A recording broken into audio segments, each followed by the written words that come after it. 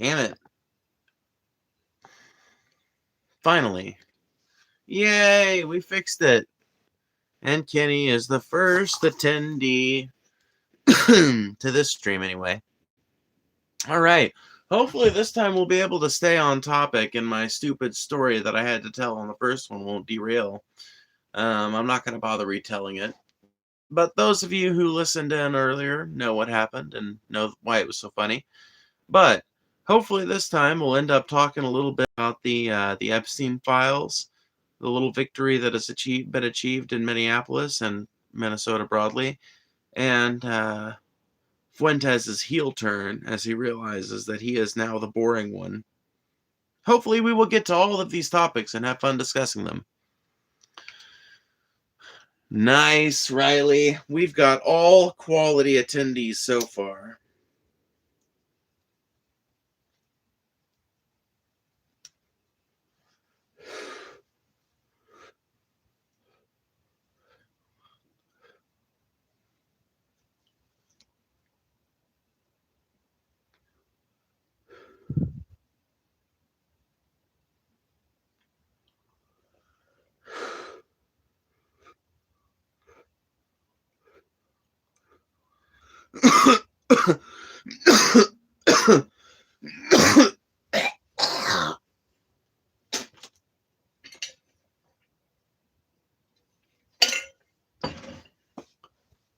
You know, I don't normally like to give conservatives much credit when it comes to their artistic merits, but Confederate Civil War music sometimes kind of has like a little jam to it. A little bit.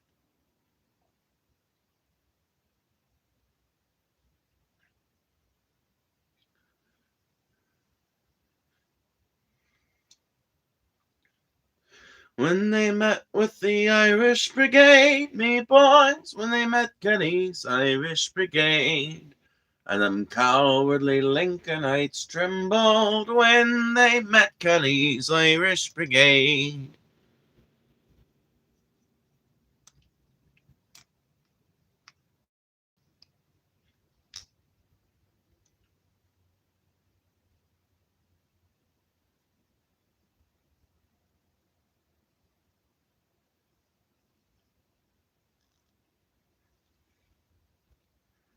Yeah, no, the Union also had some bangers in that time, for sure.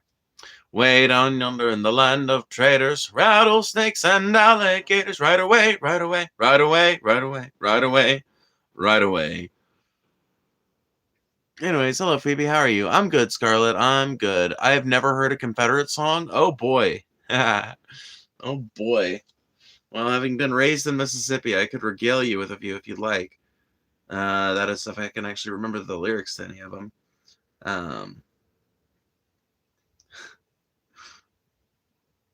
Well, I mean, that one I was just singing is a composite song. It's made of earlier folk tunes. It never existed in the Civil War in its complete form that it's sung today, but it's a composite tune meant to capture the essence of Confederate camp music. And that's the one I was singing a second ago. When they met Kelly's Irish Brigade, me boys, when they met Kelly's Irish Brigade, for those cowardly Lincolnites trembled when they met Kelly's Irish Brigade.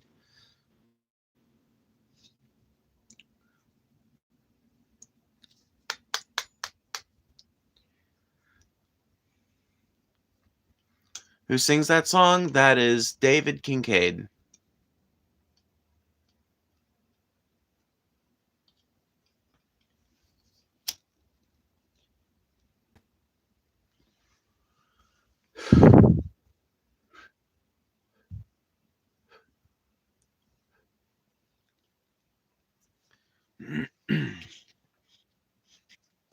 All right, do we have enough attention yet to warrant the monkey button? Holy shit. That's crazy.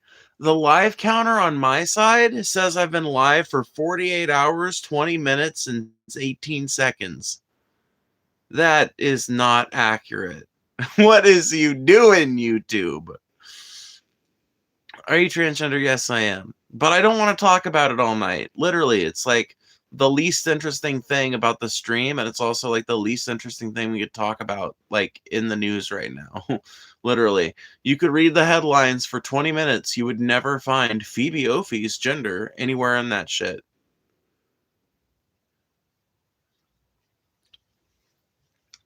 Where you get your weed from? Wouldn't you like to know, Weather Boy?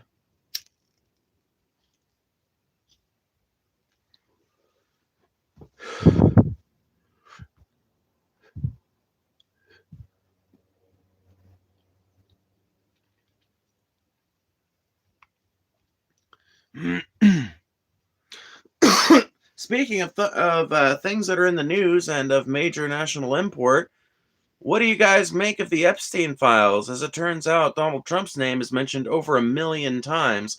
I haven't yet looked into any of the people that are of a similar kind of like power level on the other side, but this is one of those things that is just going to shatter the entire fucking system if it's allowed to. Like, if it is allowed to progress to its natural logical point, which is that every motherfucker who is invoked in some kind of criminal way in those files is investigated and prosecuted, it's going to take down the fucking entirety of the system. There have already been dozens of people that were well respected in a lot of different fields that have now been like pretty much rejected by those fields because of their connection to the Epstein files. There have already been like probably a couple of dozen firings or disconnections or disownings as a result of the release of the files. So like I don't bring Trump up because I think that he's like some particularly evil representation of what's in those files. I think that he is just one facet, one component, perhaps one extra willing and extra involved component in what is very fucking clearly a giant network of creepy pedophile right wingers that want to turn the world into a completely unlivable shithole. For us, not for them.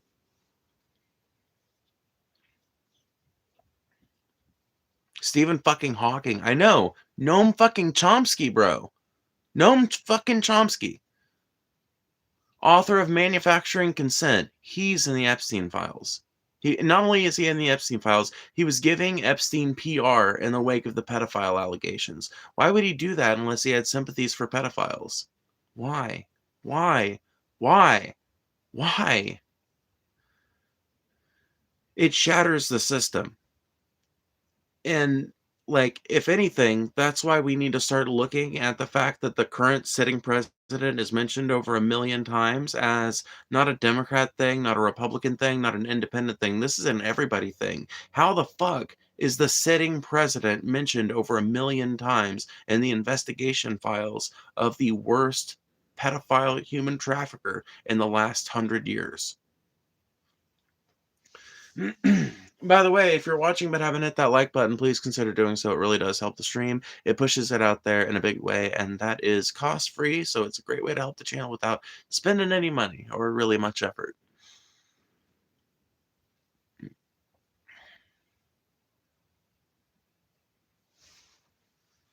I don't think everyone in the files is just automatically bad. Of course not, but it's the context in which they're in there, right? That's why I've got no respect for Noam Chomsky anymore, is because, like, why would he be... Like, you can't automatically discount every single person who's connected to the files in any way. I agree. That there needs to be investigations. Obviously, you have to consider the context in which they're mentioned. All of this is important to remember. I totally, totally, totally agree. Okay? Couldn't agree more. But with some of these instances, we know the context. For example, the context with Noam Chomsky is that Noam Chomsky has been acting like for years. Like he had nothing to do with Jeffrey Epstein after the first fucking arrest. Like he, came to him for tax advice a few times before then, but it didn't really have much to do with him afterwards. As it turns out, he was giving him PR advice after the second arrest. It just calls into question every bit of his credibility when it comes to what he has told you about. Like, it's like there's this person in chat that comes in here pretty often. They're a member. They're cool. Named Craig on Jen. They disagree with me a lot on a ton of things, but they are very often on the right track with a lot of their like fact claims, at least. And one of the things they were talking about yesterday was how just because manufacturing consent is true doesn't mean it's the whole truth. And that is the way in which some of this shit is so sinister and seditious, is because it's not that you have to throw out every single thing that Noam Chomsky ever wrote. It's that now everything you write, or I'm sorry, everything you read that he ever wrote, you have to look at it through this lens of what was he really trying to say? What was the real message here? What was the real point?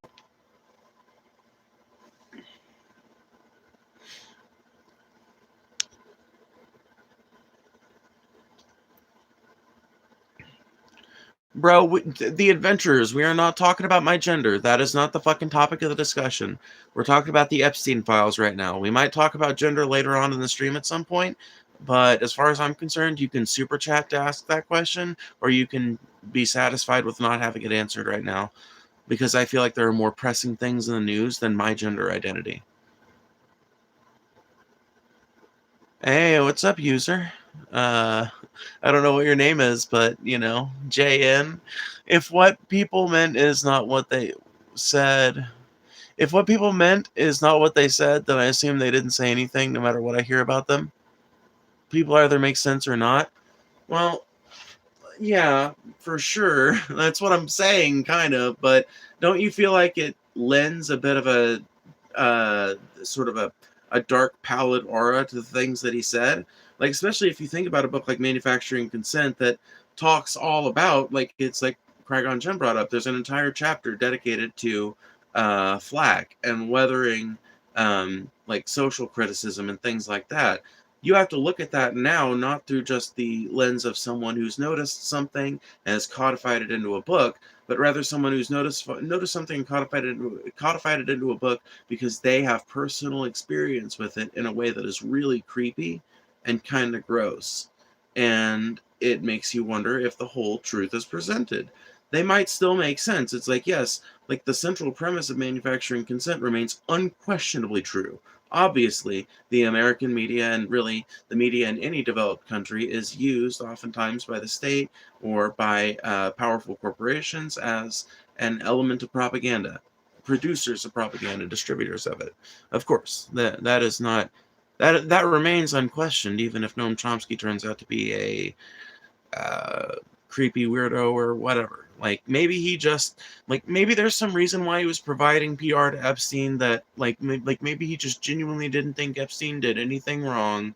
I don't know why he would fucking think that. I don't know what could possess him to believe such a thing, but maybe he did. I'm just saying it is pretty fucked from where I stand.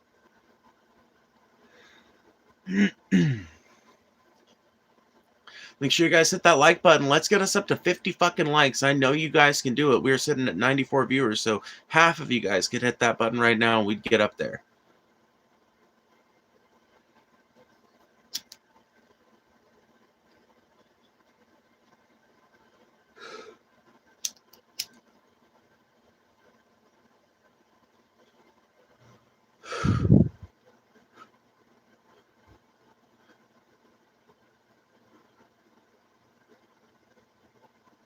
If not in plain speech, then meaningless to me is my stance, at least in a concrete sense.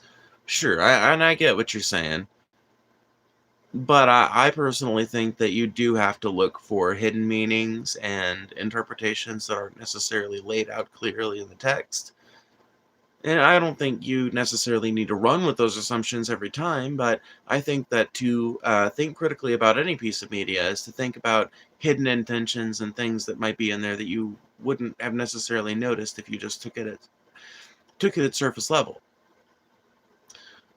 Shame no one is in jail after the Epstein files have been released, but I find it hilarious Elon Musk is such a loser. Even Epstein didn't want to mess with him. I know, right? Even Epstein didn't seem all that excited about the prospect of hosting Elon, although Elon was apparently begging to go to one of his fucking parties. So, Yeah, I'm kind of not surprised that anyone's in jail. Honestly, I will be more surprised if we do actually see arrests tied to this shit in the United States. Now, I think that there are going to be people getting arrested across the fucking world.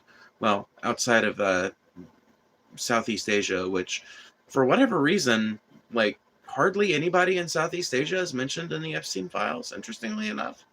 Also, not that many people from, like, certain parts of South America. So it's one of those things. It's kind of like the Panama Papers or some of the other big release of documents that have happened over the last 10 years. It's one of these. It's just another giant batch of evidence towards the claim that Marxists and leftists like myself have been making for, like, I don't know, 175 years now, which is that the owner class is made up of a very small group of incredibly powerful um, moneyed interests who use that money to skirt around the law and to implement a society beneficial to their own interests and to fuck the people that work for them and enable that society out of every dime, dollar, and hour of their time that they possibly can.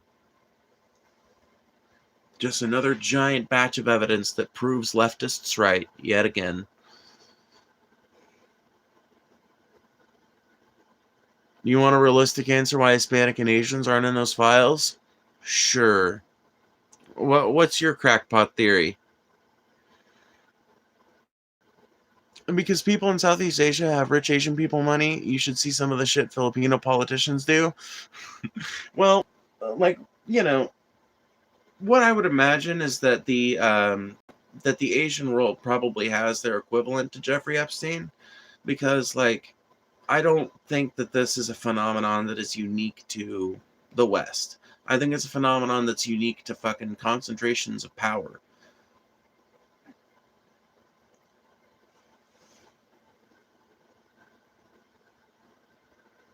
So it wouldn't surprise me if there's wild shit going on over there too, and it's just not being facilitated by by Epstein associates, you know? But yeah, there's all kinds of powerful people invoked in these files, all sorts of powerful Americans, and I'll be shocked if any of them go to jail, because it would, like, there's literally, I think it was Pam Bondi who said that, or it was either Pam Bondi or Caroline Levin, I can't remember which one, but one of them said, if we go after everybody who's invoked in these files and we really start locking people up for this, it's going to collapse the whole system, or something like that. Literally just playing the cards out clearly in public for everyone to see. Hey, this is why we can't do it, because our entire fucked up society is predicated on protecting these pedophiles. The flag is so cute. Aw, thank you. What's up, Jess? I'm glad to see you in here. I think we need to use the infrastructure that MAGA made for MAGA. Those detention camps could be very useful as schools. No, schools, eh?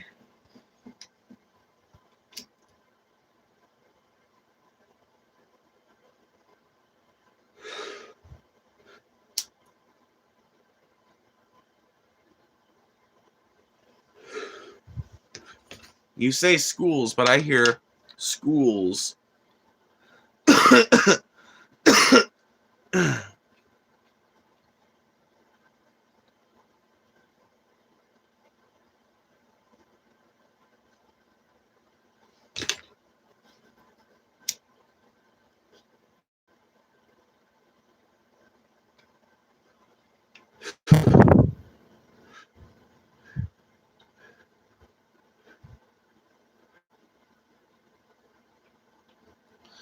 Our entire society is predicated on protecting wealth, and that wealth happens to facilitate human trafficking. I understand that, Post, but, like, the function of a system is its results, or whatever. You know, I can't remember how the saying goes, but it's like the purpose of a thing is what it does. You know.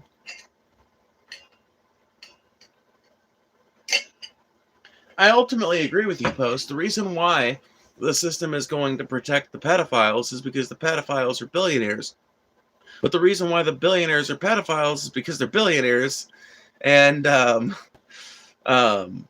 it's just a fucking nightmare fuel situation that we've all managed to create for ourselves by continuously voting for the same fucked up bourgeois politicians for the last 200 years. Wealthy protects wealthy, pedophiles, cannibals, murderers, extortionists, etc. Right. 100%. That, yeah, I guess I don't disagree with you. But I think that there is a real utility in putting it the way I put it, right? There's a real utility in really illustrating what it means for capital to protect capital in every situation. Like, what does it mean consequentially? Because, like, in an abstract sense, someone can think of like capital protects capital, and you can think of all kinds of more innocuous situations that might apply that aren't necessarily children being trafficked, right? All sorts of embezzlement and tax fraud sorts of situations come to mind. But and even and a way better and more apt example, and also one that is like definitely more emotionally jarring, is the fact that it facilitates, like you said, human traffickers, extortionists, cannibals, not to mention the more petty criminals that we've already gone through.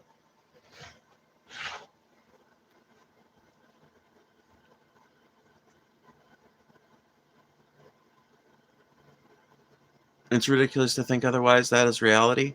I know. But do you see my point though, Post, in that especially like because I talk to a lot of people that are not already like ingratiated into leftism, it's like a pretty good idea for me to put it this way because it really shows people like what it means when capital protects capital. Money is not evil, it is neutral, therefore it can be used for bad or good. It can be used for bad or good, but the system of capitalism incentivizes outcomes that prioritize profit.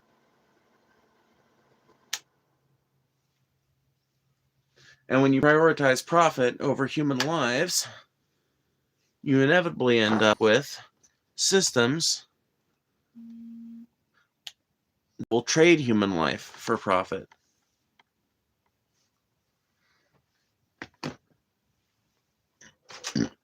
That will use human suffering as a currency. By the way, if you are watching the stream and you like what you see, consider hitting that subscribe button because I'm growing this channel at a pretty steady clip, and I like to see those numbers going up. And also, it'll enable you to comment and it'll enable you to comment on the chat. Yeah, that's what I was trying to say.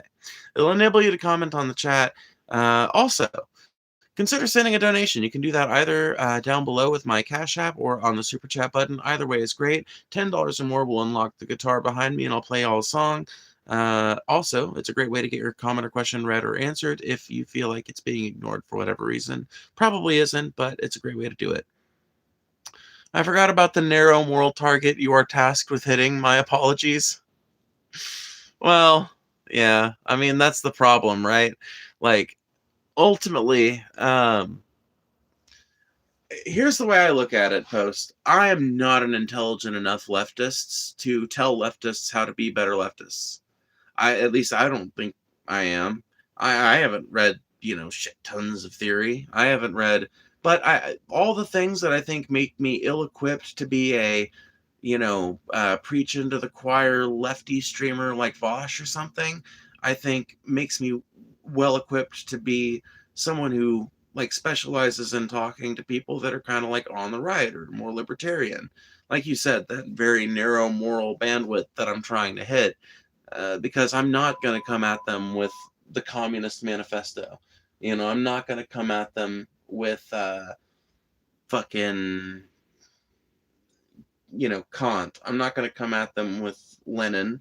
I'm going to come at them with good old fashioned down home Southern socialism, spoken about in ways that lay people can be made familiar with pretty easily.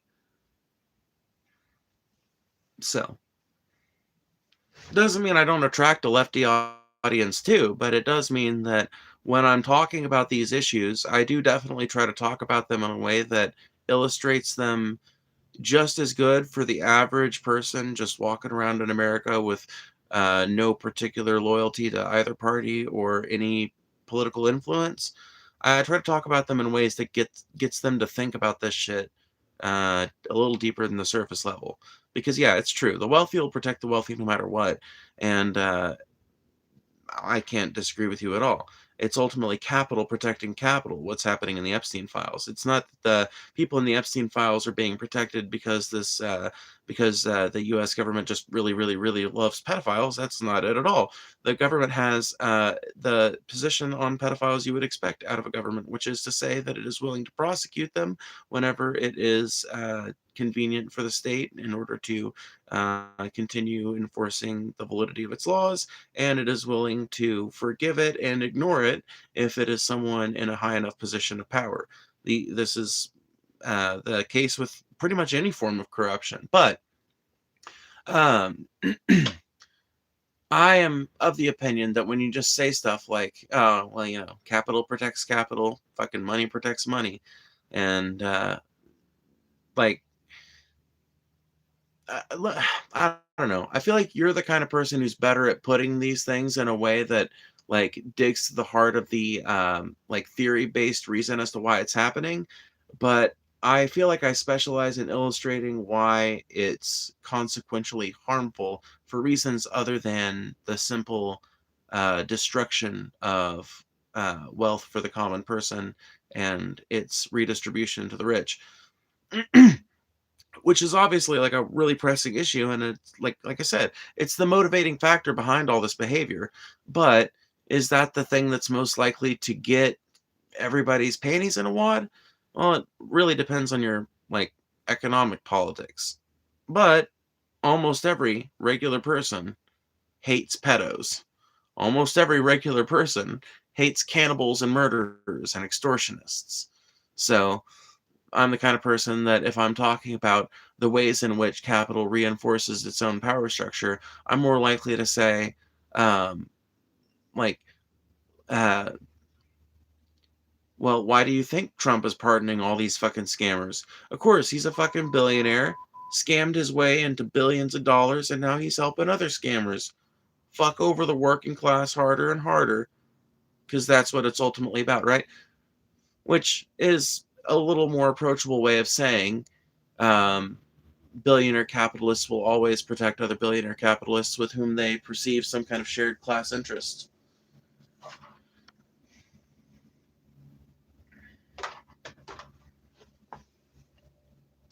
Hey, Big Cassidy, I have a question. Since I'm 18, male, and I support Trump, and I live in the countryside of my state, and I accept that I'm a redneck and want to be a blue-collar worker by doing construction, BM53. So what's your question? Is that bad? I mean, like, none of that is bad intrinsically except the fact that you're, like a Trump supporter. And the reason why that's bad is not because it, like, intrinsically makes you, like, some kind of, like, morally failed being, but you're supporting something that's kind of fucked up and awful. Like, you can be all of those things and still realize that, Trump was a piece of shit when he was elected and he remains a piece of shit now. And that doesn't mean you gotta like Kamala either. I certainly don't. I didn't in 2020, I didn't in 2024, and I refuse to in 2026. So it's not like you've got to accept one of the false duopoly parties as your Lord and Savior in order to be a valid human being.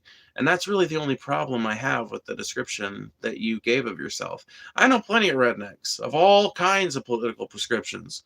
Rednecks fucking run the gamut. We don't believe in fucking nothing but mudding.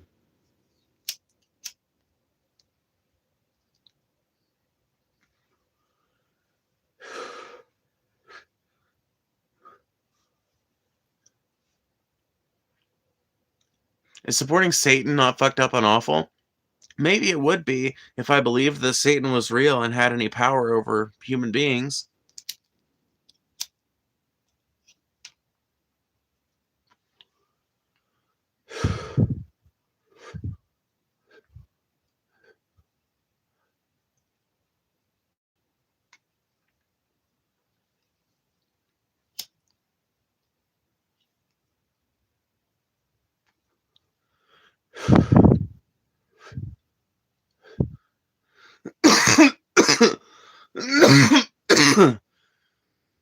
Satan does have power over human beings as an idea. Very true, very true. As Alan Watts once said, the one place in which gods unalienably exist is in our mind.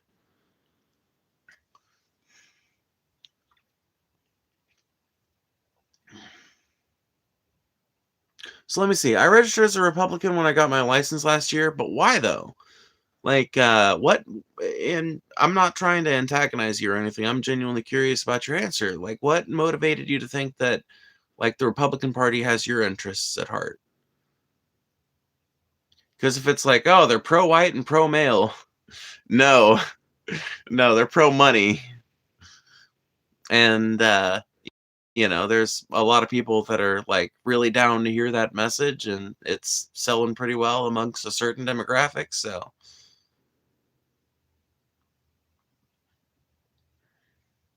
like, they do care, but not about, like, you personally. Like, the reason why they wanna, like, preserve whiteness or whatever is way more about maintaining, like, a culture war political environment that allows them to maintain power over the plebs, and less about, like, giving a shit about the white race. Like, fucking, you know, what is his name? I can't even remember his fucking name. Stephen Miller.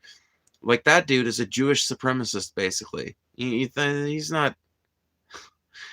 not a white nationalist unless you think like of a wider definition, right? So it's interesting, I feel like, to see so many people ally with parties and movements on such a shallow basis. But hopefully you're not doing that. Hopefully you've got something a little more complex motivating you to be a Republican than that.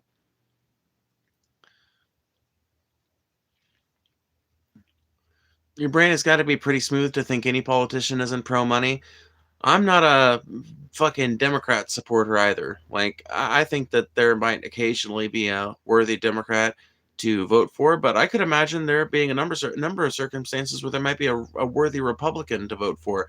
In some of these southern states where it's basically impossible for anyone but a Republican to win, it is not uncommon for someone like a progressive to run as a Republican so they have a chance of actually getting into the fucking ballot. So it's not inconceivable that someone could cast a vote for a quote unquote good Republican, even though I'm about as far to the left as you can get, while still remaining somewhat communicable with the rest of American society.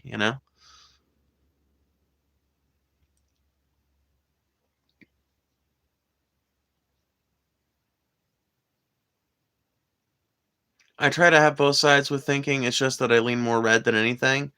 Yeah, I mean, I'm like, I don't feel like I'm really getting enough specifics out of you to necessarily like say that you're wrong or right, but I'm not going to vote shame you either. Just like try to think, about like the policies that people are putting forward and think about whether they will actually help you. Because like the interest you should be most concerned about is your class interest. Is that being fucking taken care of? Because all of us are working class, no matter what else we might not have in common. Most of us have that in common. I answered you. I don't think. Let me see here. Let me look. Let me look. I usually am purple. I just lean more red than I do blue. I'm Republican because my stepdad and mom have put on Republican channels, and I've seen the way people are acting and live in a Republican part of my state sucks. It's usually Democratic.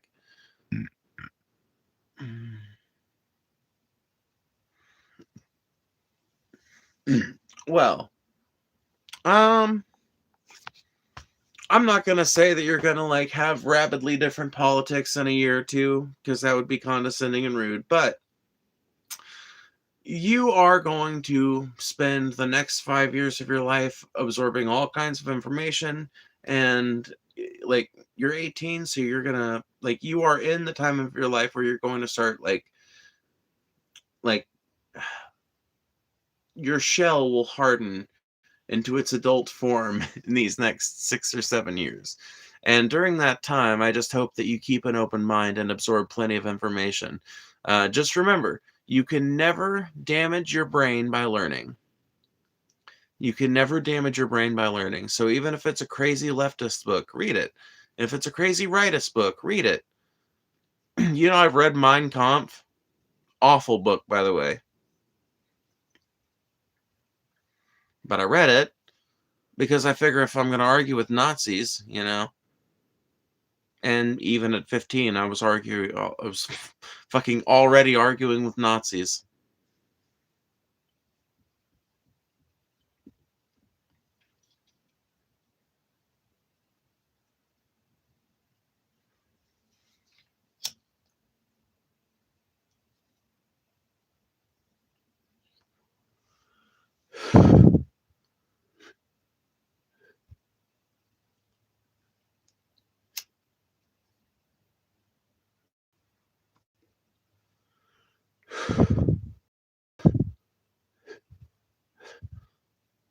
And so I want to leave my state when I can afford to.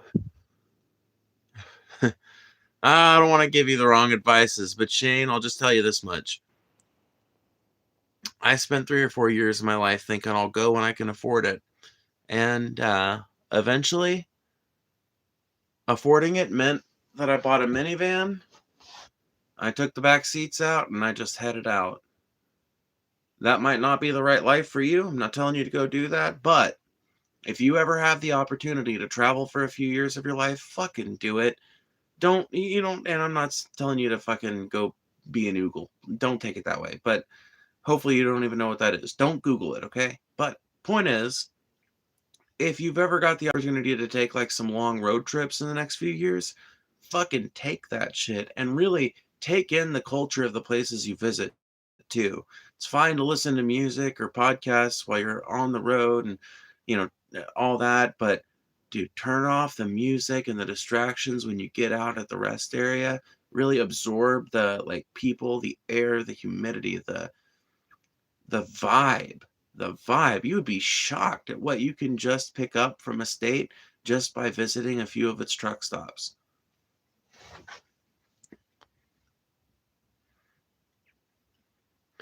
What's up, Spooky? I see you in here. Calm down, Spooky. You're scaring the hose.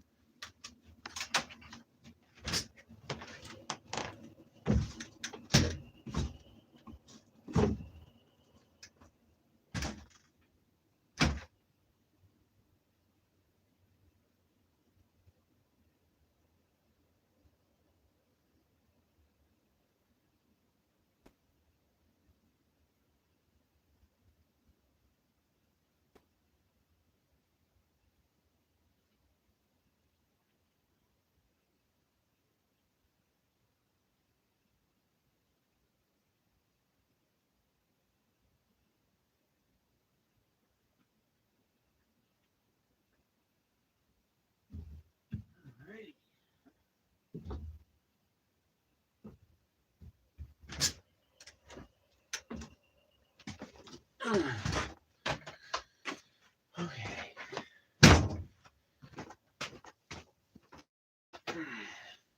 Gotta get back under my blanket. Because it's fucking cold as shit. Do do do do. Ba-doo-ba-dee do. Once I realized me trying to fit in goes against who I found out I was, I accepted that I am what I described myself as, and I'm okay with that. Cool. I suppose. I spilt a bottle of wine all over the felt seats of my dad's yacht. He's less than pleased.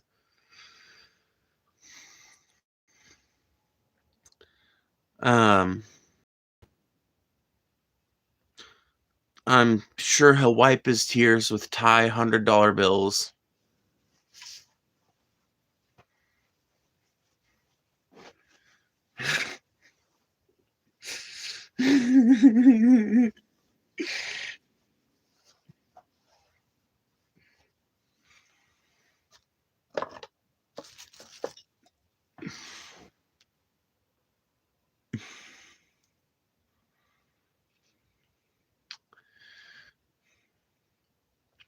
I'm not avoiding the question. It is literally just luck of the draw what questions I answer unless you super chat it. I know. Sucks. But you're going to have to repeat it. I have to spend money to get him a new seats. Fuck. Doesn't he have insurance for that shit?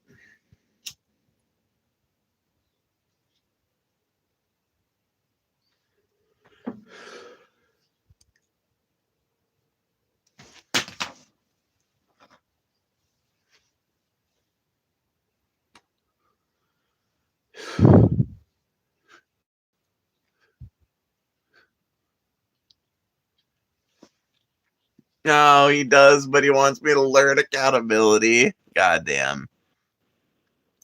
Can't lie. Whoever taps this is wild. That bussy ain't worth the trouble. Holy shit, David. You seem to have an untoward interest in my buttocks, and that is very strange and impolite.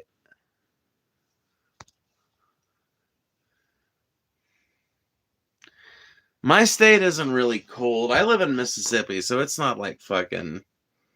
Honestly, it's not even cold, really. It's just chilly compared to, like, how warm it can be here sometimes. It's cold for Mississippi, but it's not really cold. You would probably consider this a very mild night.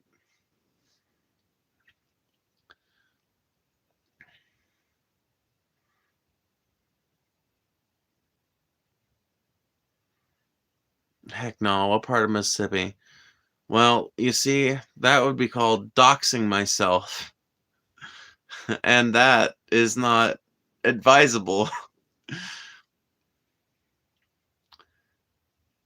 You know what, though? The problem is you can try and fucking narrow it down with the places I talk about, but I've been all over this bitch.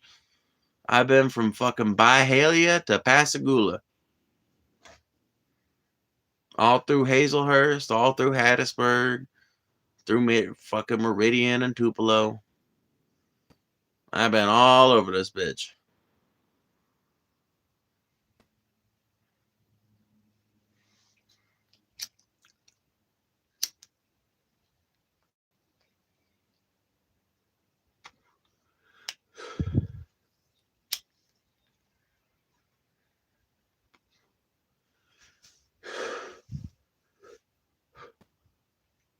I tell you what, Mississippi's got beaches, but our beaches are ugly as sin.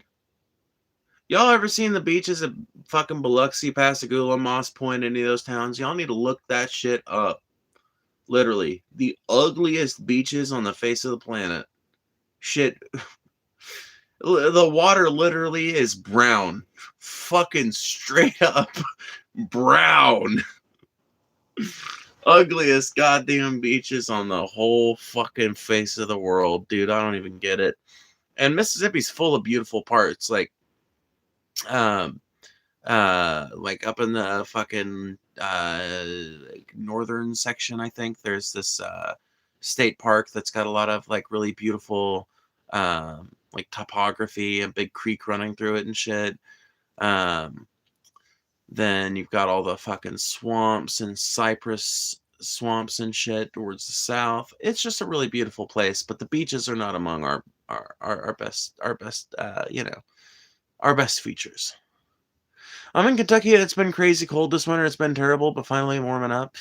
Yeah, Kentucky is a weird state, man. I gotta be real with y'all because, like, I've passed through Kentucky a number of times and it feels spiritually very East Coast in some ways. And, like, weather-wise, I feel like Kentucky is a way better representation of a region that is a real cultural admixture of Midwestern, Deep Southern, and East Coast. People will say, like, West Virginia is that. Nah, Kentucky is the real example of that.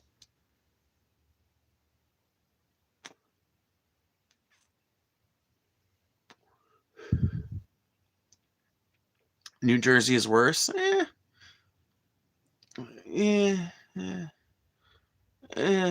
kind of get where you're coming from. Excuse me, I have a question. Well, go ahead and ask it. Make sure you guys hit that like button, by the way.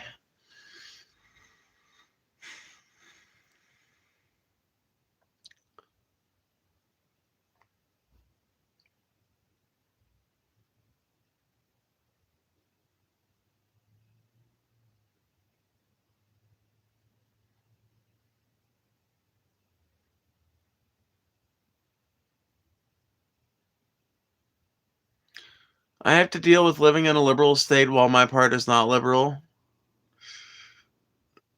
Spooky, I done got on to you about scaring the hose, okay? Spooky, don't be doing all caps. It's not good, okay? One all caps message is fine, but more than that becomes a little bit of a problem. So just take it on the chin and deal with it. It's fine. It really is. It's okay. It's fine.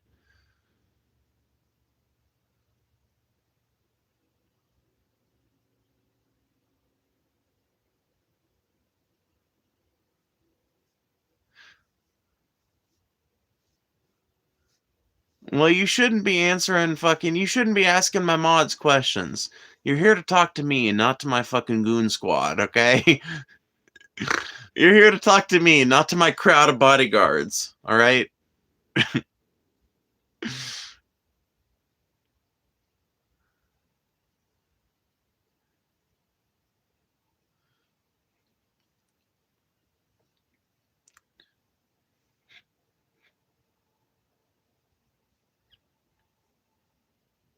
Goon squad. Yes, Perseus, my goon squad.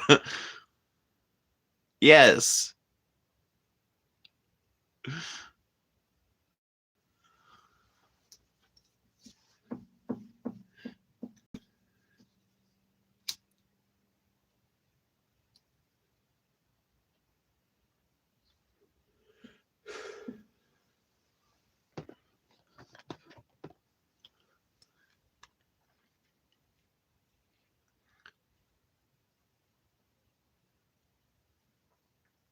Bro, Blackout COD, you are fucking you're a real obsessive.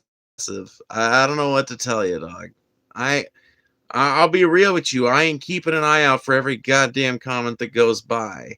But I have been looking for yours and I haven't seen the question roll by yet, so. And you're gone again. Oh well.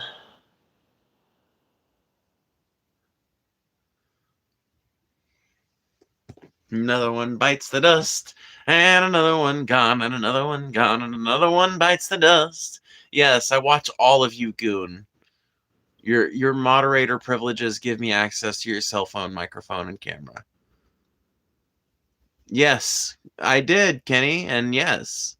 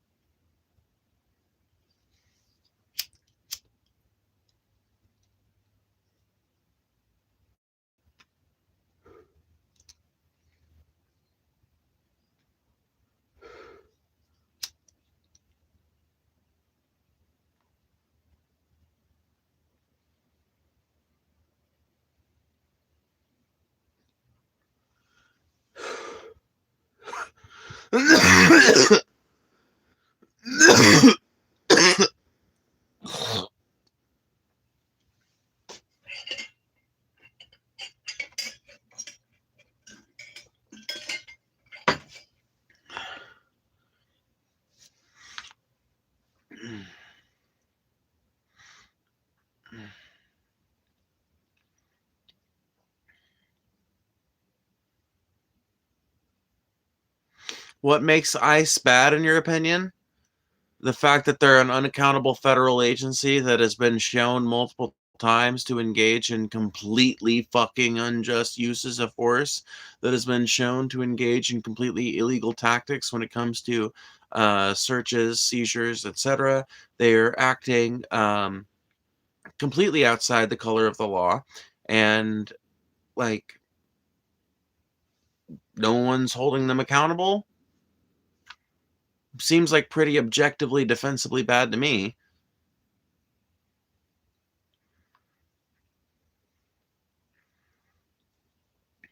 Like, I don't know. If I heard about a fucking organization going door to door looking for random brown people to arrest, I would consider that pretty fascist, whether it was happening in America or Nazi Germany.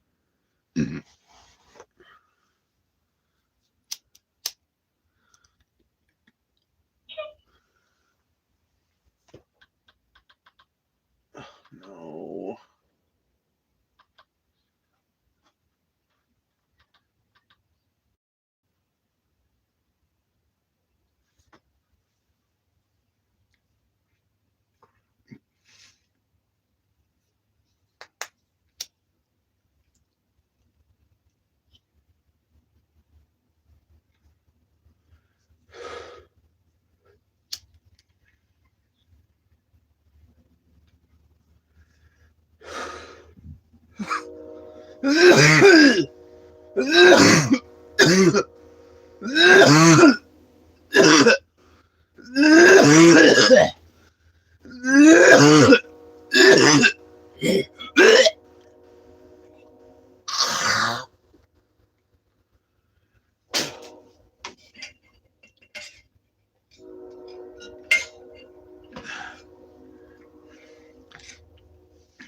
Man, I'll be glad when I can get me a vape again.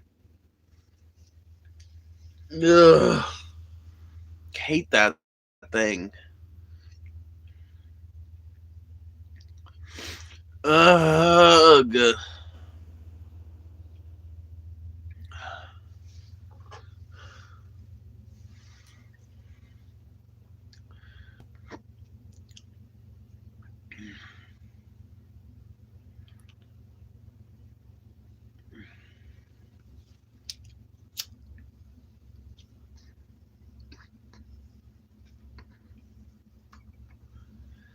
Y'all been done warned about fucking all caps a million times. We ain't going over it again.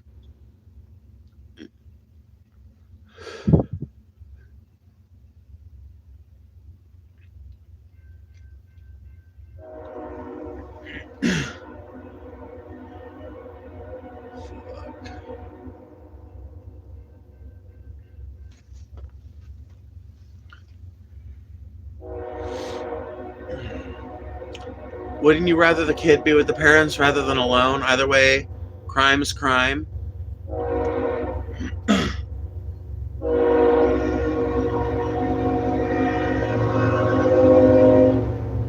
Okay, let me ask you something.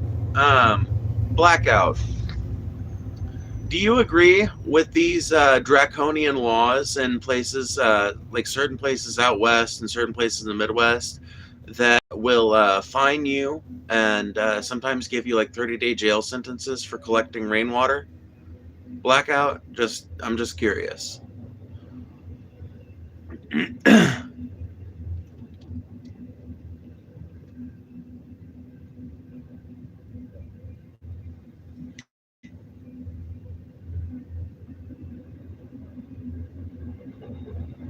ICE is USA first. I support that. No. ICE is an unaccountable private army for Trump to invade blue cities and destabilize them. Obviously not, but that's a separate issue. It is a separate issue, but the reason why I bring it out, Blackout, is because this is a perfect example of how legality and morality do not perfectly correlate. You see, let me ask you another question, right? So, would you think it was unjust? So, do you think it's unjust for someone to be imprisoned for that crime, even though it is a crime? It is a crime, but we've agreed here that we don't think it should be, and we don't think it harms anybody to collect rainwater off your own damn property. We've agreed on that basic premise, right? Yes, clearly. Yes, clearly to what?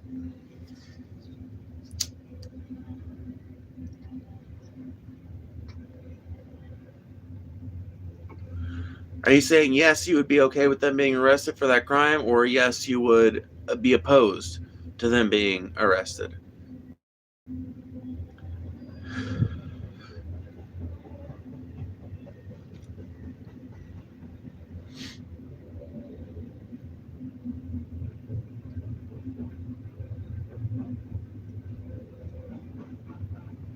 They have no morals, only fear.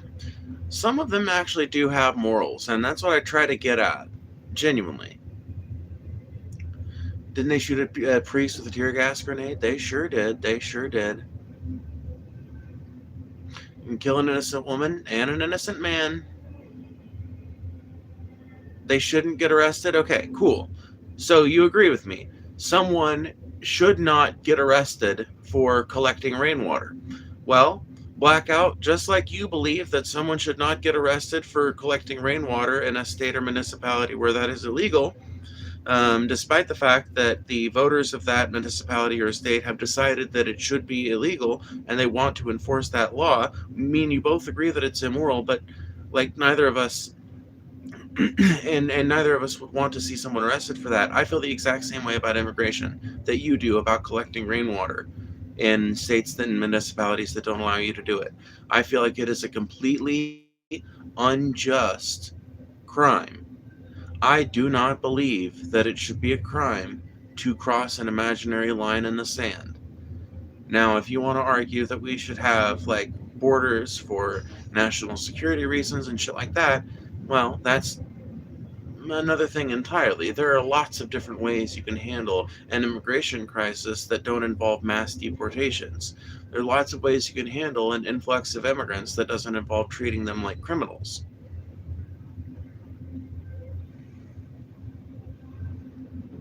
So while yes, it may technically be a crime to come into this country on a visa and overstay your visa, or to hop the border, or pay a coyote to smuggle you in, or something like that, I don't think it should be a crime.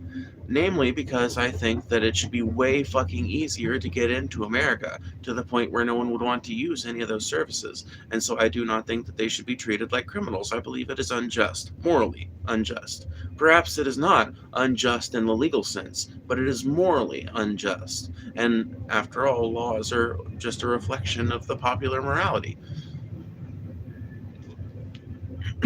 They are meant to be challenged, changed, and, in fact, strategically disobeyed at times. Some laws can be immoral, but that's why there's channels to go to legally change how things are. Some things are backwards, but yeah, but still, once again, none of that matters. I agree with you. Yes, there are channels to go through to get all these changes made, but we have all agreed. Oh, maybe we didn't. Maybe you don't. Are you the type of person who would just shrug at someone getting arrested for collecting rainwater in Idaho? Are you the kind of person who'd be like, well, I mean, they should have fucking, if they really want to fight it that bad, they should have taken it up with the giant fucking farming conglomerates that own the water rights in that state? I don't know how you're supposed to challenge that as one piddly little fucking hobby farmer with 5 acres, but that's the argument that you're sold. I don't buy that. You don't buy that. So why are we trying to apply that argument to immigration when none of us believe that?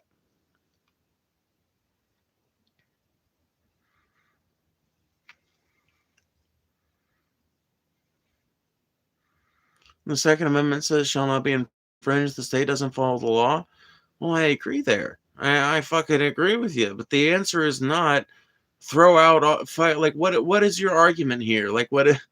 I don't get what you're arguing for. In your analogy about rainwater, do they have a legal way to get water or not? Because immigrants have a way to do it the right way and the legal way. Well, it's kind of a similar situation, actually. Yes, technically, uh, there is a way to legally get water in a lot of these places. The problem is the reason why a lot of people want to collect rainwater in these places is because either water is incredibly expensive because it's like, well water is just like a more limited resource in the West, or because they have a limited amount of water that they can draw every every month or every year, and as a result, it would like cut in quite a bit to their allotted limit if they were able to simply collect rainwater before it had a chance to filter down into the aquifer to be pumped up. Now, there are legitimate ecological reasons why it probably shouldn't become super widespread for like straight direct rainwater collection to become the norm in every fucking Tom, Dick, and Harry's little homestead in the West. I get that. Like there are real, actual ecological reasons why these policies make sense, but that doesn't mean that we shouldn't be more compassionate with like certain cases, right? That doesn't mean we shouldn't recognize that there are extenuating circumstances which might make something a little bit more reasonable. Yeah, like it's it's like if you think about the situation with undocumented immigrants, it's like there's varying degrees of like desperation that play into that.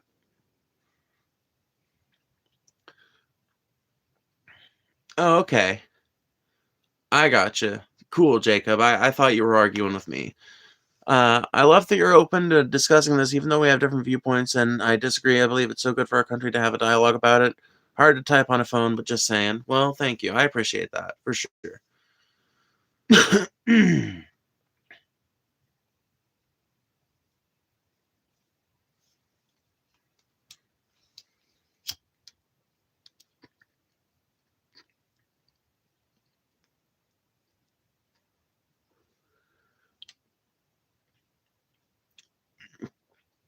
Property is theft until the thieves are away. If we did this in a month, we'd be arrested and detained for dragging all our brains beyond the barbed wire chain and drinking on private land.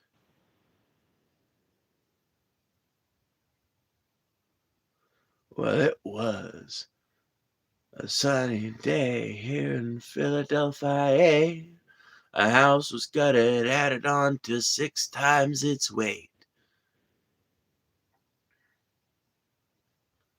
Uh, Only 6 days left until the move-in date, and everybody's running in a...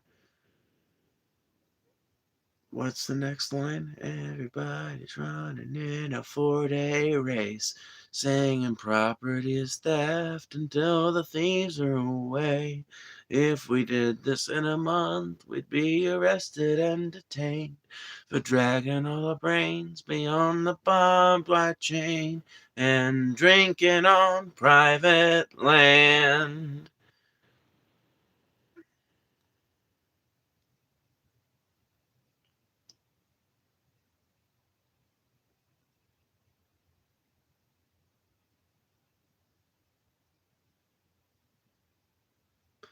That's such a good song.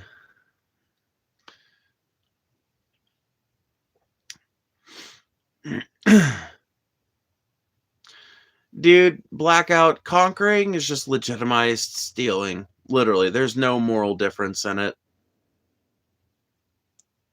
Conquering is stealing with state force.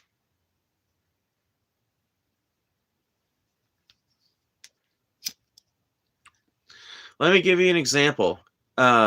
Blackout, and it's kind of a cruel one, but if I come to your house, uh, beat your ass to death, and like drive your family off or enslave them and take over your house, have I stolen your house or have I conquered you?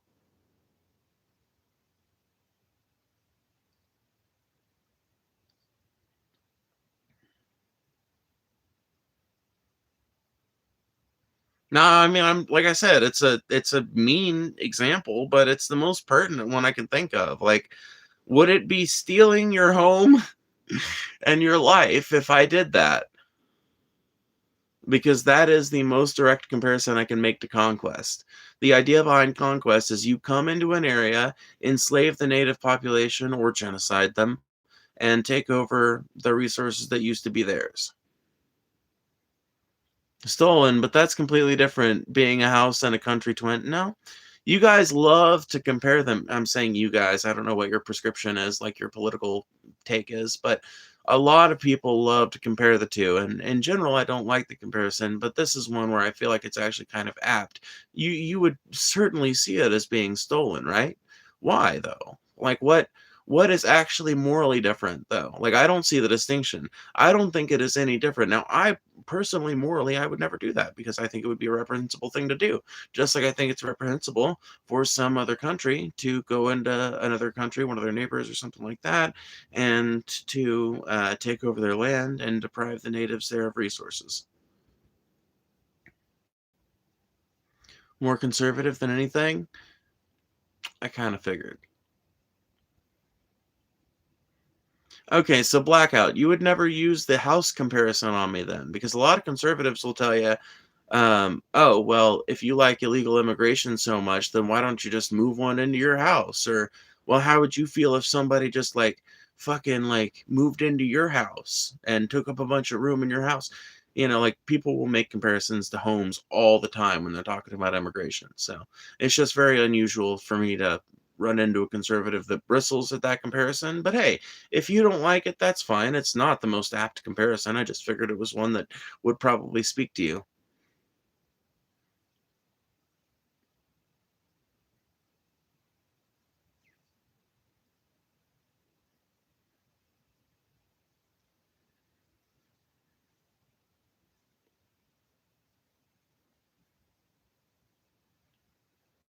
Is squatting conquering a home legally?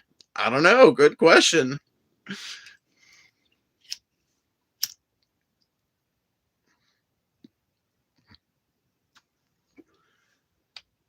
And by the way, y'all, donations have been anemic tonight, but I'm just going to make one more shout out for it. If you enjoy this channel, you enjoy my content, and you want to pay for further upgrades, consider donating to my Cash App down below or to the Super Chat button. Either way is a great help, tremendous help, and I love it a lot. It is great for me, great for the channel, great for YouTube. It's great for everybody, and you should consider doing it if you've ever got a little spare money in your pocket. Burning a hole up in there, you know?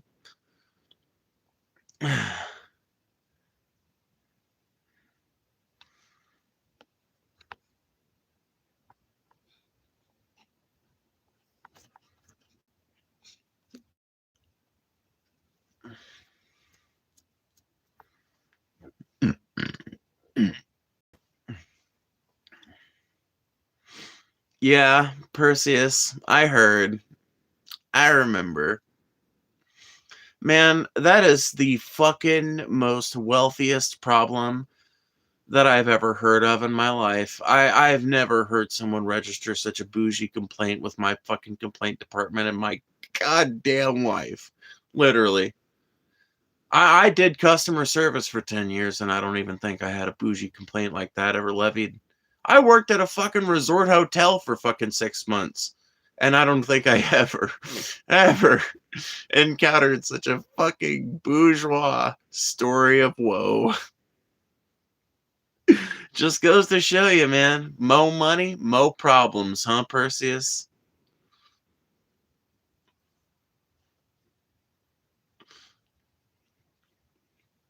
Shut up, Perseus. Stop telling me about how you're living my dreams, okay? I ain't rich yet, and I just have to sit and dream idly. I sit and stew in the swamp thinking about rich-ass Thai heiresses and their $20,000 bar tabs. You prick. You bitch. It wasn't my fault. The girl had butterfingers and couldn't catch the bottle. No, it's not even your fault. Oh, it's too good. Too good to live, too rare to die.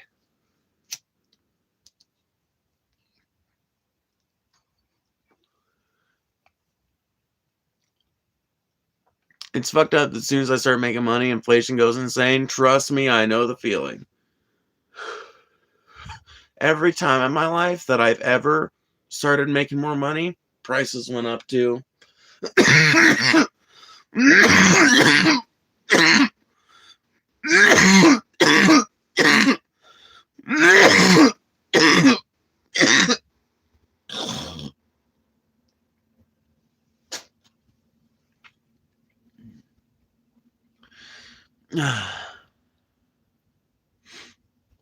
Phoebe, the temporarily inconvenienced millionaire leftist.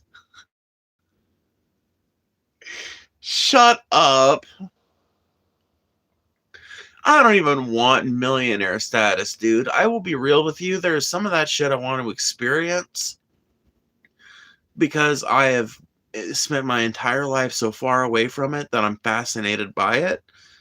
But, like, for example, I would love to stay one weekend at the resort hotel I used to work at because I've never been in such a ritzy hotel. Literally my whole life, I've never been in such a ritzy property.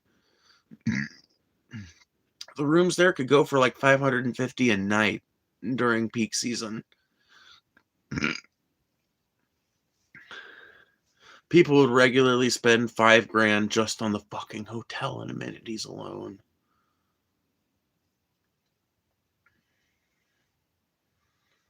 And I would love to experience like that kind of thing. Or like, I think it'd be cool to go on a cruise once in my life, but I really don't want a lot of the shit you would attribute to like the fucking temporarily embarrassed billionaire dream.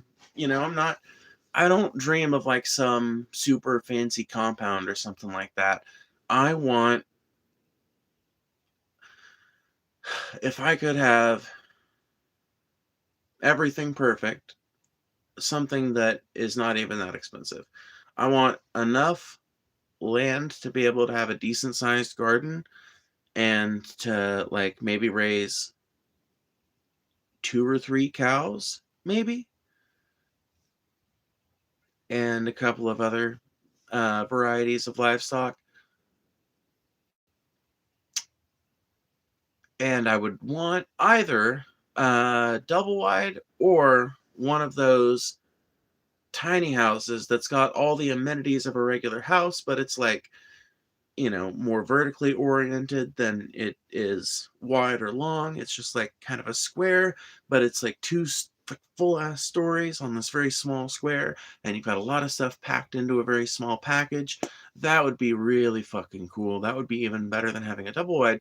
It's like, I feel like if I'm not gonna have access to an upstairs, you just gotta have more room laterally. And if you're gonna do something like that.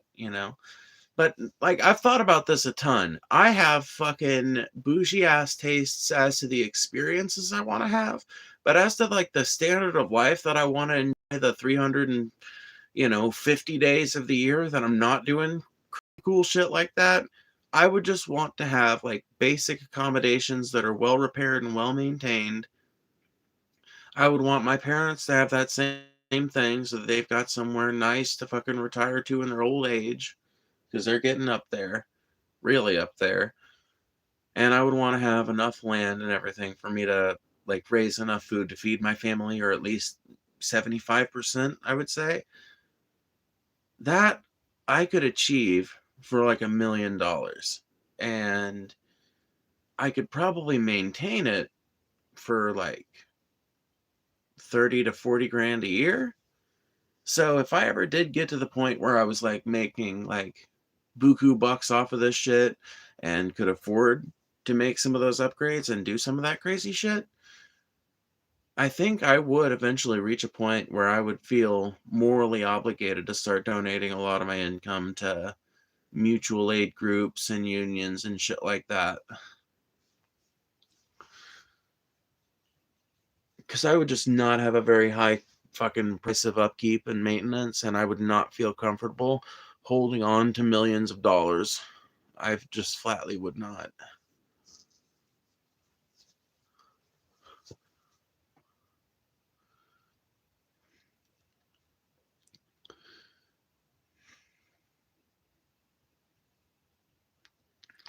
Capitalism sucks ass. There's a mentally handicapped elderly lady that has to do a work program at my place of work, and it breaks my heart.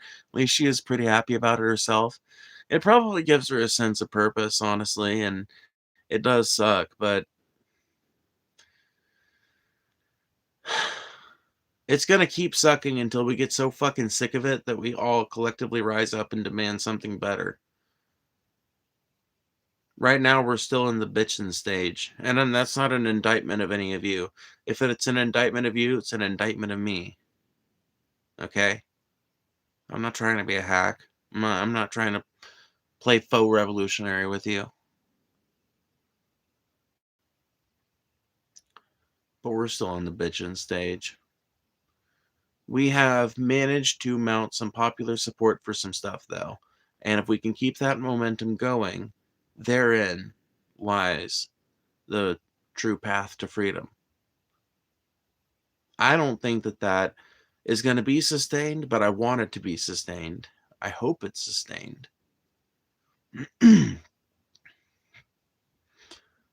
We need a movement like Occupy Wall Street, but it needs to take to the streets and needs to fucking occupy DC and Wall Street for as long as it takes to get our fucking needs met. There are very basic policies that have been shouted for from the rooftops by like tons of fucking lefty leaning politicians for the last 50 years. Several common sense policies that, if enacted, would improve Americans' quality of life overnight. They could be enacted under a Republican administration with widespread public support.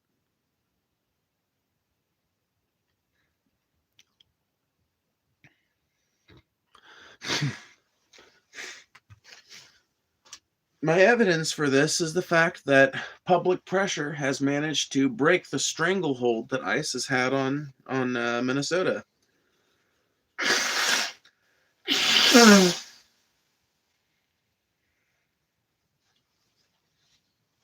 Well, that's not the media you'll get out of the State Department or the Department of Homeland Security, but they would tell you that Renee Good was some horrible terrorist that was trying to kill an ICE agent. So I don't know why you'd listen to them. I'm just waiting for the other shoe to drop. Yeah. When the AI bubble collapses, I'm going to be down a decent portion of my American portfolio. Yeah. You know what, Perseus? You're a rich person who's in on this shit. How much longer do you think that AI bubble has? Because I don't predict very long at all.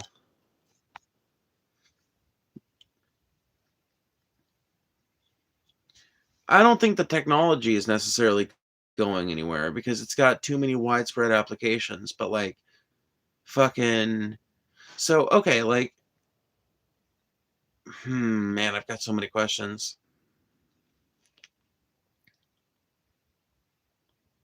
I don't know if you. I think the system's broken. Look at the Epstein files. Every powerful person on both sides of the aisle seems to be in there, meaning they will do everything they can to stay in power. I know, but I mean, it's just the truth of things, Matt, is that when people rise up en masse, it doesn't matter how corrupt the system is, they have to fucking bend to accommodate it.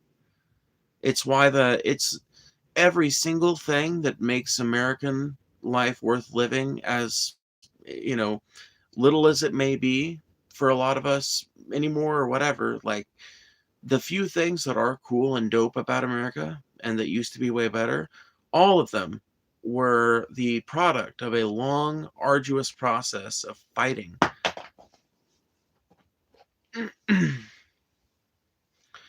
and working against a corrupt system that was actively set against the interests of the people who were attempting to get those changes pushed through.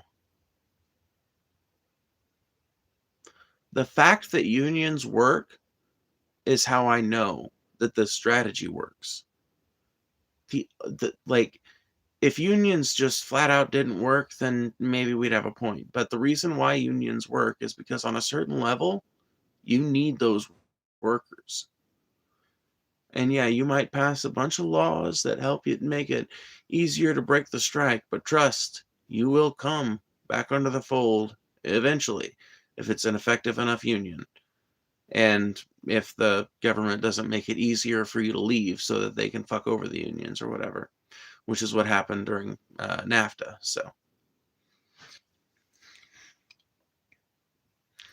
hopefully soon, because I want to build a new PC and I need good RAM sticks for it. I'd say within 10 years, the AI bubble will pop and that pop will be heard around the world.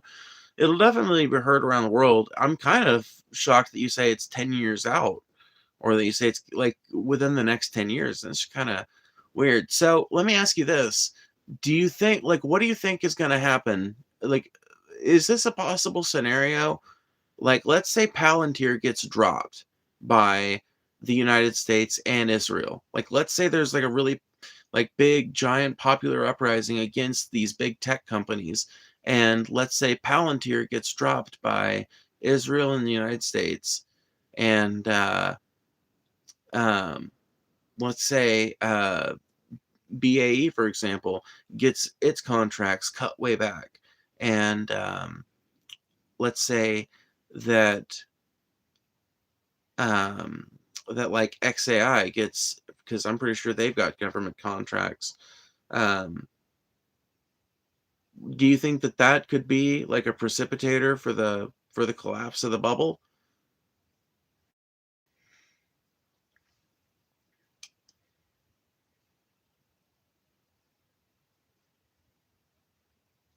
If these big tech companies started losing their lucrative government contracts? It needs to be done for military use. I know it's a military talking point, but I believe it to be true. If we don't get it first, another country will, and it will be used against us, data collection, etc.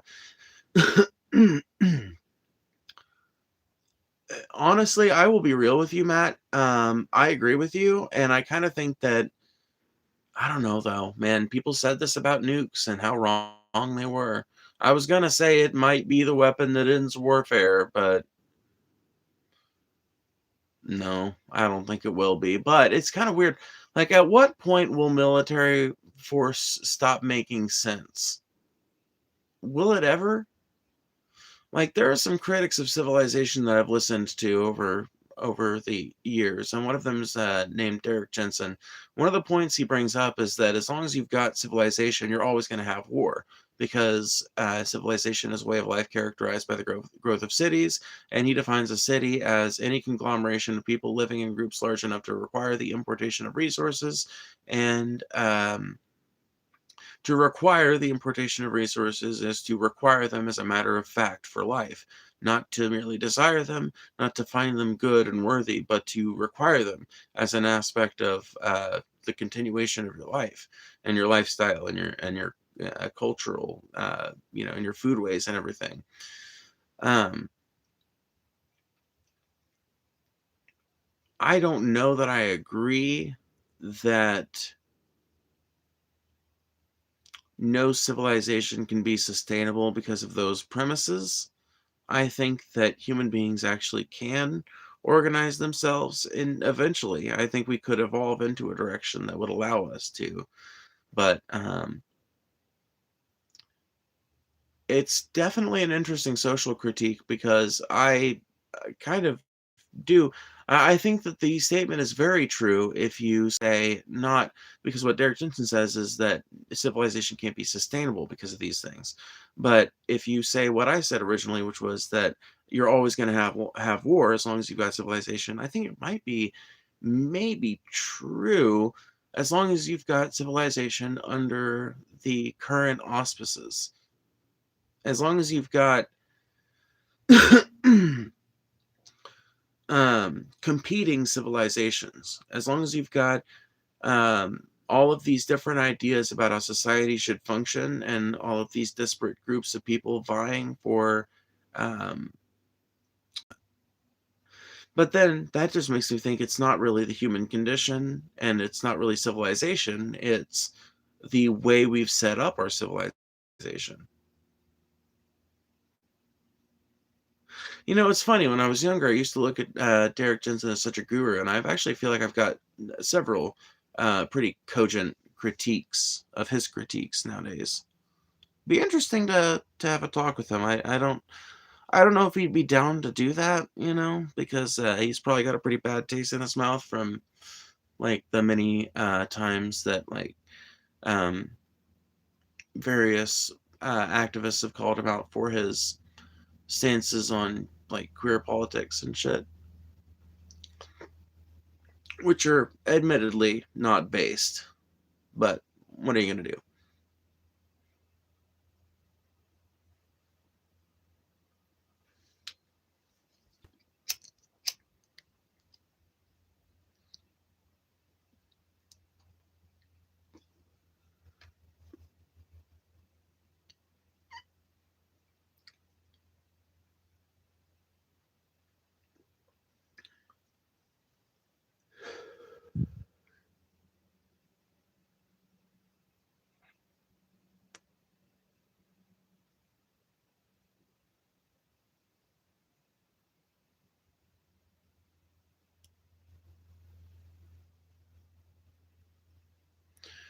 No, I never read Blood Meridian. What's the judge's quote on war? War endures because young men love it and old men love it in them.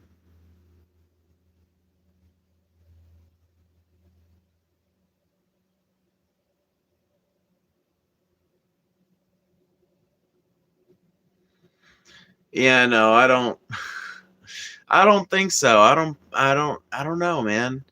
I really do feel like it's still like a consequence of civilization. That's why I brought up Derek Jensen, is because I'm working through this problem. How do I really feel about it? Um, and I do think that civilization needs to be critiqued. I do think that we're like part of recognizing how wrong we're doing things. Like, you guys can disagree with me, but in my opinion, uh, the way we're doing things goes deeper than just capitalism. We need to change fundamental fucking things about the way we live, and, regardless of what we do with our economy. But obviously, there are ways that we can structure our economy that will make that easier, for sure. But I'm very intersectional in that sense. And I really do think that um, right now, we are still in a stage of human society where there is still a very, very strong resource-based geopolitical motivation that is very real. Like, look at what happened with Venezuela. Like, what is that about? It's securing oil reserves, basically, for the American, uh, like, basically for American private industry to exploit at some point in the indefinite future. What is taking Greenland about? It's about securing American hegemony over northern shipping lanes that are going to open up as climate change starts to melt more of the polar ice.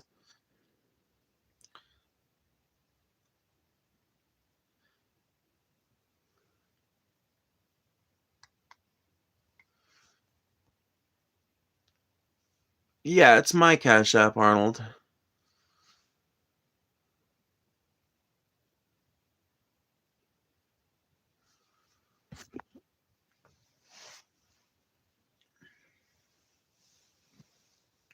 Da da da da da da da da da da da da da da da da da da da da. Da da da da da da da. Da da da da da da da da. Do do do do do do do.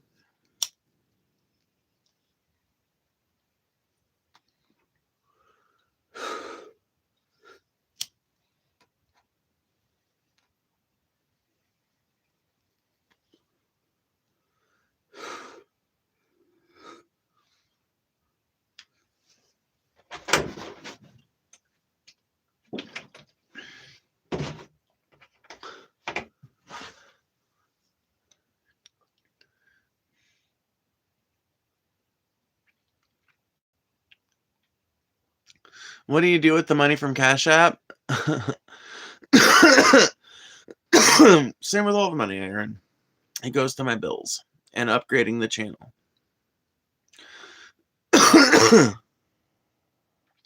So if I need to upgrade something on my PC, I buy it using the money I make on here. If I need to, get another vape, which I desperately need to so I can stop smoking this tobacco, which is killing my lungs, I'll do it with that. I'll pay my well, we don't have a water, but we have an electric bill that covers water and sewer at the same time. We're on a well and septic. So, just this side of off grid, actually. If we could just fucking have independent power generation.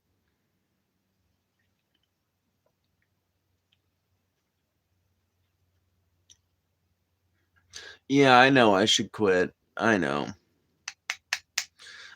But here's the thing. I consume vapes more responsibly than I consume this tobacco shit because well, maybe not more responsibly. I probably smoke less when I'm smoking the tobacco shit just because it gets so harsh. When you're smoking out of a pipe like this and you get towards the bottom of it, it just becomes this disgusting fucking lump of horrible ash and resin and grossness. But there's still nicotine in there. So it seems like a waste to dump it.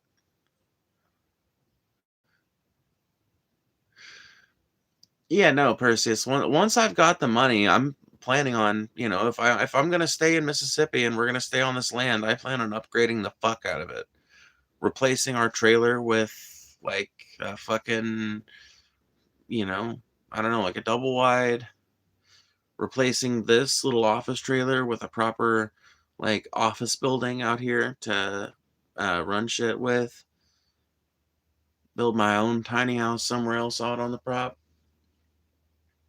And then on all of the roofs, put solar panels.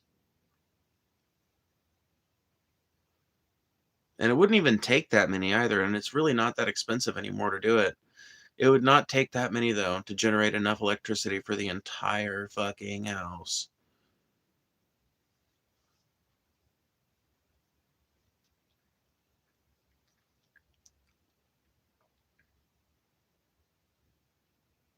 Fucking zen. I know, dude. I know.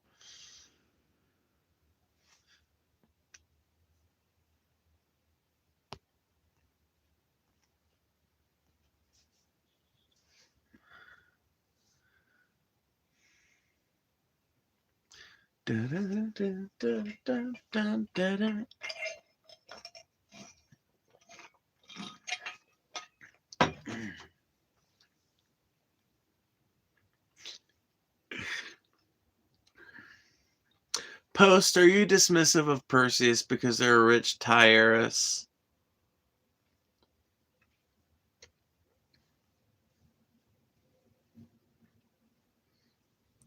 Are we seeing a live demonstration of class dynamics before us? It would have been funnier if you'd said yes.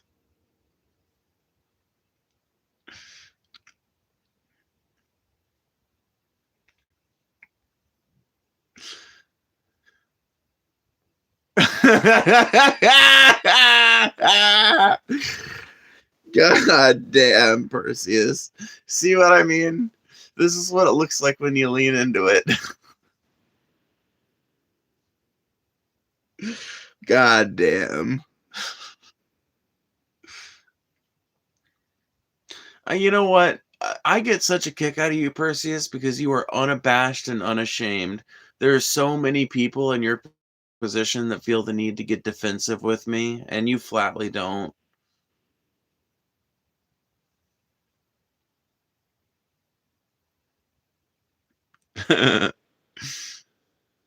Yeah, y'all are chill. Y'all are fine. I'm just antagonizing the two of you, if anything, for my own fun and profit. I'm an antagonistic bitch.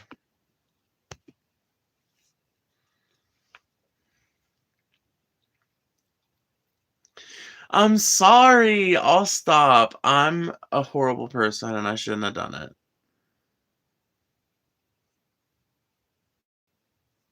Just swapping stories, mates. Man, I'm working on compiling some stories together for a project right now, and it has come to my attention that I have an endless font of stories and absolutely no way to tell which one of them is actually interesting.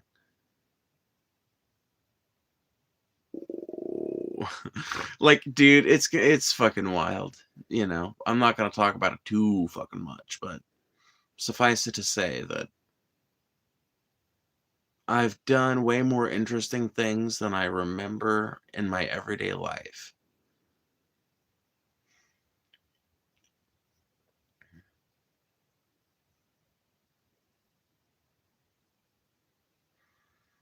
Sort by controversial? Well, there's two of them that are about shitting in public, so those are going to be controversial for sure.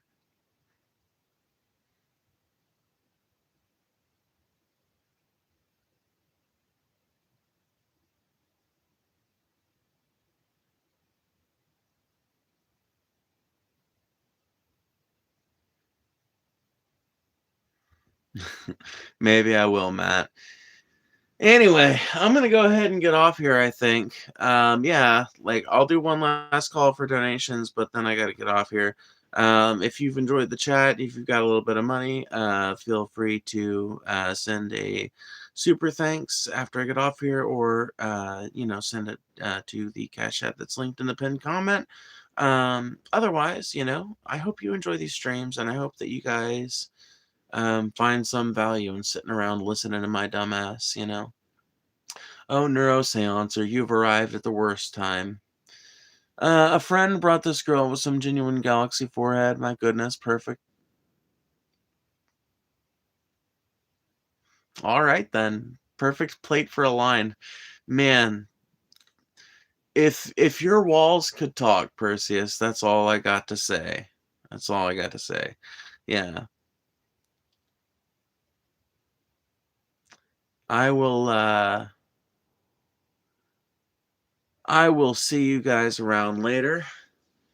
I appreciate the hangout as always. Bye-bye.